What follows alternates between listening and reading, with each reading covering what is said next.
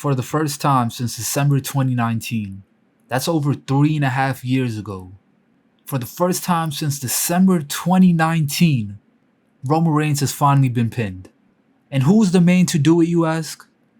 It wasn't Cody Rhodes. It wasn't Sami Zayn. It wasn't Kevin Owens. It was Jey Uso. Jey Uso was the first man to pin Roman Reigns in over 3.5 years. And it wasn't even for the Universal Championship. Now, I'm going to explain why I thought that was a horrible decision in this video. But before I do, we have several other matches that we have to talk about. The show is called Money in the Bank, so it's only right that they started off the show with the men's Money in the Bank ladder match.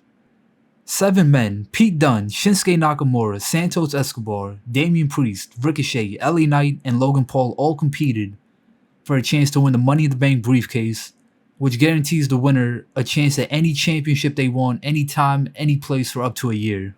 One of the biggest takeaways from this matchup, in my eyes, was seeing how over LA Knight is. If you watch SmackDown on a week-to-week basis, you already know how over LA Knight already is. But seeing him in front of a UK crowd, seeing how badly that crowd wanted LA Knight to win, it almost makes you wonder, why are they not going with this guy? LA Knight pretty much turned his whole main roster career around within the past year or so. He went from being Max Dupree in the Maximum Male Models to finally showing who he could really be when given the opportunity.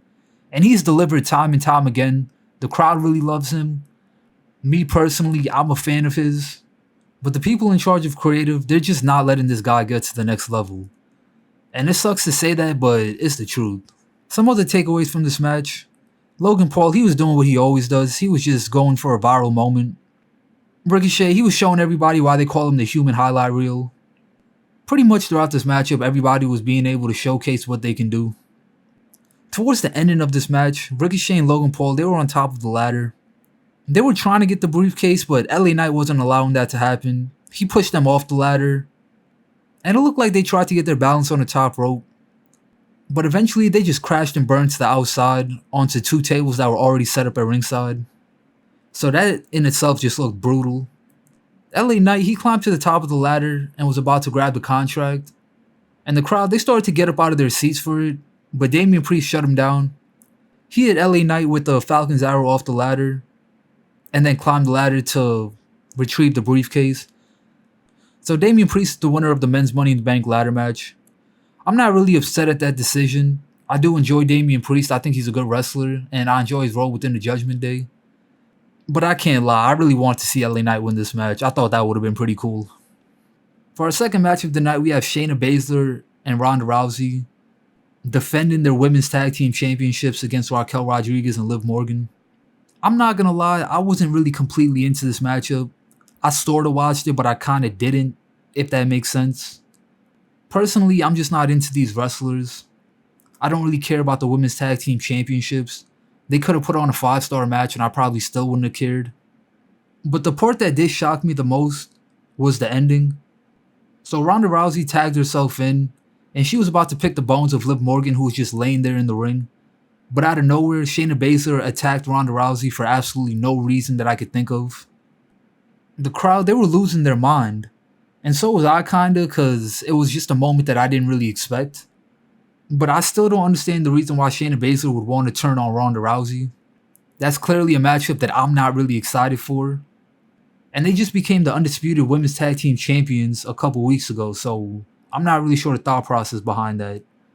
But after that attack on Ronda Rousey, Raquel Rodriguez, she was able to hit her finisher on Ronda and pick up the victory, so her and Liv Morgan are the new women's tag team champions. Congratulations to them, but I didn't really care about this. Next up, Matt Riddle versus Gunther for the Intercontinental Championship. This was a match that I tried to get into because I'm a fan of Gunther and I am a fan of Matt Riddle, kinda, sorta. But it just felt like a basic match to me. Matt Riddle, he came into this matchup with a already injured ankle, which Gunther worked on throughout the matchup. Matt Riddle hit a floating brawl onto Gunther, but that wasn't enough to get the job done. Gunther, he tried to hit a splash off the top rope, but he missed and Matt Riddle caught him with a triangle chokehold. Eventually, Gunther, he was able to get out of it. He started slapping the foot of Matt Riddle and locked in a heel hook. So Matt Riddle, he was forced to tap out almost immediately. After the matchup, Drew McIntyre, his music hit.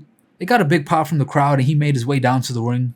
Him and Gunther went face to face for a quick second, but Gunther, he basically face palmed Drew McIntyre, which upset Drew because he hit him with a Glasgow kiss, followed up by a Claymore. And then he picked up the Intercontinental Championship and raised it above his head. So Drew McIntyre, he's making it clear that he wants the Intercontinental Championship from Gunther. I'm not really sure when that match will happen. One would assume SummerSlam, but it should be a good matchup. For our fourth match, we got Dominic Mysterio versus Cody Rhodes. I'm not gonna lie, this was kind of a basic match. It seemed like a match that you would find on like Raw. It didn't really seem like a pay-per-view type of matchup. Or as they say nowadays, a premium live event. It didn't really seem like that type of matchup. They played the cat and mouse game where Dominic Mysterio would get like a cheap shot on Cody Rhodes and then he would try to escape.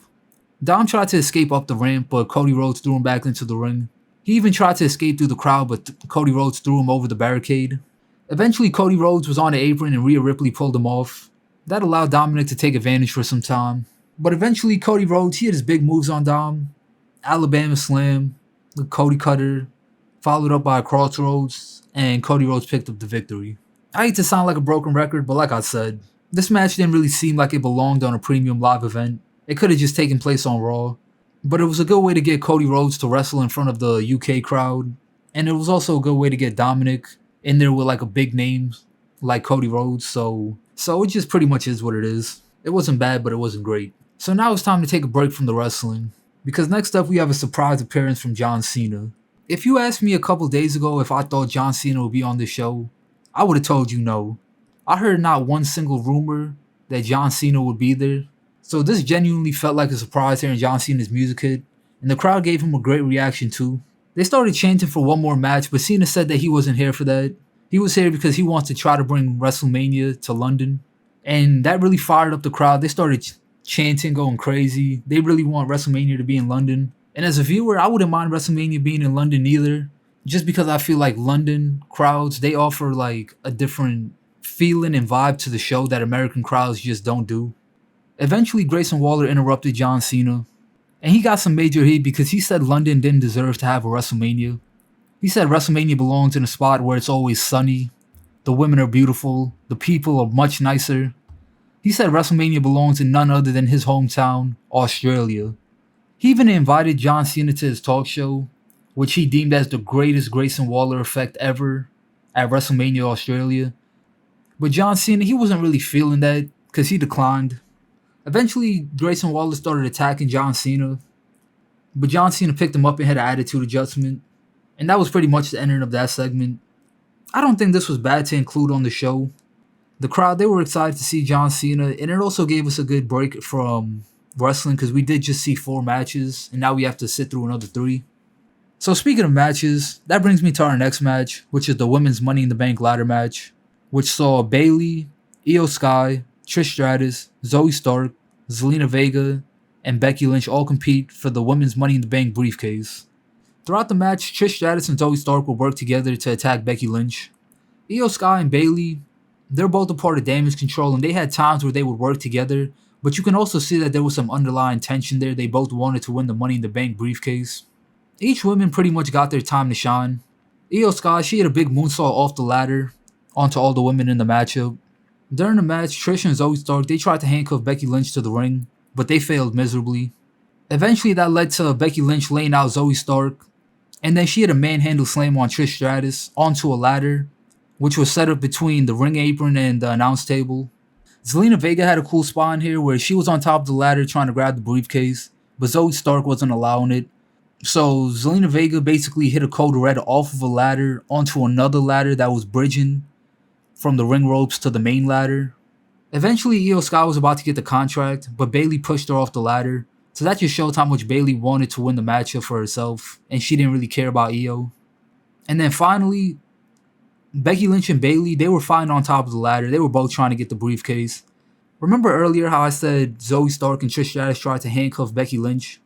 Well, she still had one part of the handcuff around her wrist, and Io Sky was able to take the other handcuff and place it on the Bayley's wrist. So she basically immobilized Becky Lynch and Bayley from climbing the ladder.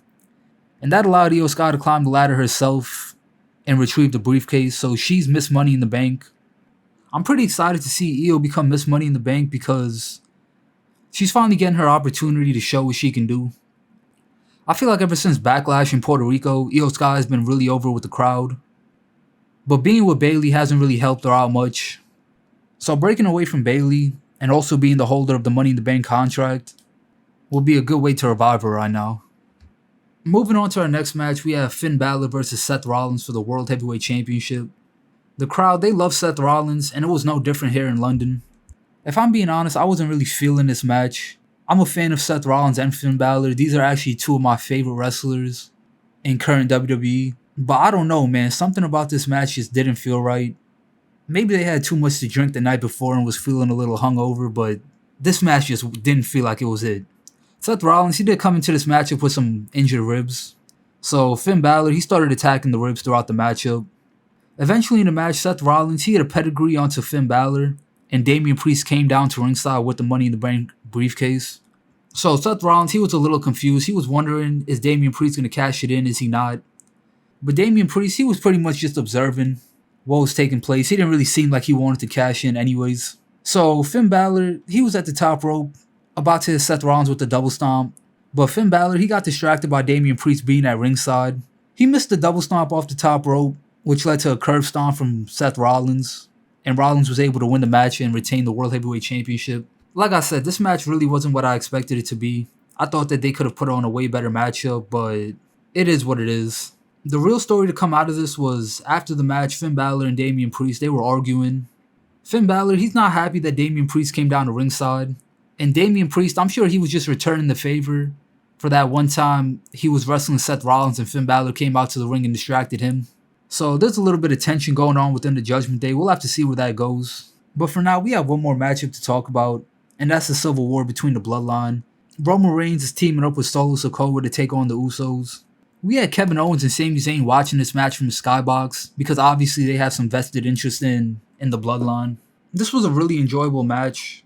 It's pretty much a standard Roman Reigns main event match, a slow build to start off, but eventually the action picks up in the end, and they always tell a story that gets you hooked. At the beginning of this matchup, the Usos, they were in control for a little bit.